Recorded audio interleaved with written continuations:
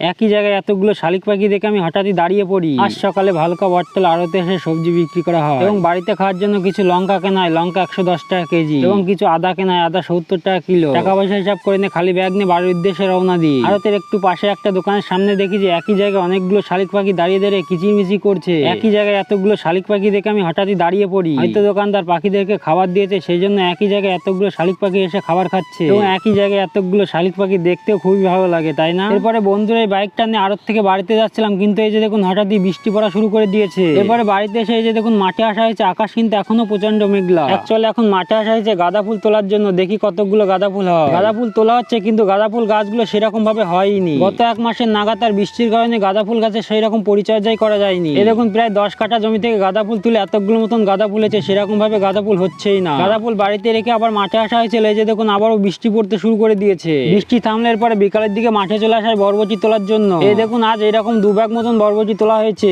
বিকালে তোলা বরবটি গুলো বাড়িতে নিয়ে এসে রাত্রে বেছে বেছে আটি বাঁধা হচ্ছে এবং এই বরবটি সকালের বাজারে বিক্রি করতে যাওয়া হবে।